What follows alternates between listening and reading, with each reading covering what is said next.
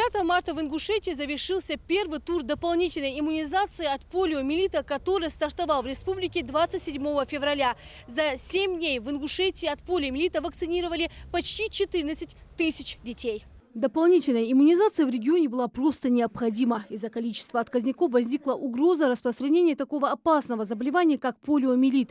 Только твердая иммунная прослойка и 95% привитых детей поможет противостоять вирусу. Именно поэтому было принято решение запустить двухтуровую вакцинацию с интервалом в 4 недели. Средства на проведение первого этапа иммунизации были выделены по поручению главы Ингушетии из Национального фонда развития. Первые итоги 7 дней вакцинопрофилактики подводит в региональном министерстве здравоохранения. Вакцинировано более 37 тысяч детей, это почти 51% детей. Это предварительные оперативные данные.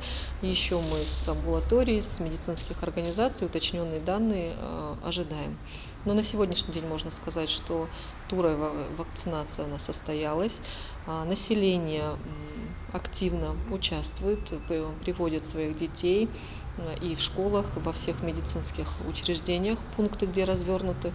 Задействовано было у нас почти 600 медицинских работников в этой кампании, 240 пунктов и 233 мобильные бригады участвовали в проведении этой вакцинации. В медицинском учреждении каждого населенного пункта, будь то ФАП, амбулатория, были развернуты пункты.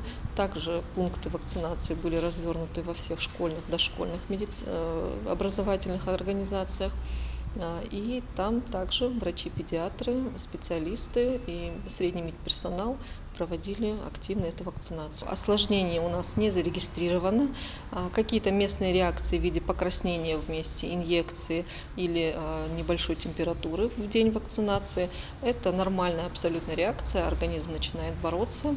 В рамках первого тура иммунизации детей в республике прививали как препаратом пентаксим, так и живой оральной полиомиелитной вакциной. После вакцинации последней нельзя контактировать с непривитыми детьми из-за угрозы распространения полиомиелита. Именно поэтому по приказу Министерства образования Ингушетии учащихся младших классов перевели на дистанционное обучение. В детских садах сегодня принимают детей только вакцинированных. Второй тур иммунизации по плану стартует с 3 по 9 апреля. В рамках него в Ингушетии будут задействованы 220 выездных мобильных бригад, а также в планах развернуть 240 пунктов вакцинации. Медики просят родителей не игнорировать возможности медицины и прийти на иммунизацию. Полиомиелит не лечится, в лучшем случае инвалидность, в худшем – летальный исход. В начале апреля состоится второй тур. Мы этих детишек, которые вакцинировали в первом туре, должны повторно вакцинировать для того, чтобы обеспечить защиту, для того, чтобы у нас выработался этот коллективный иммунитет.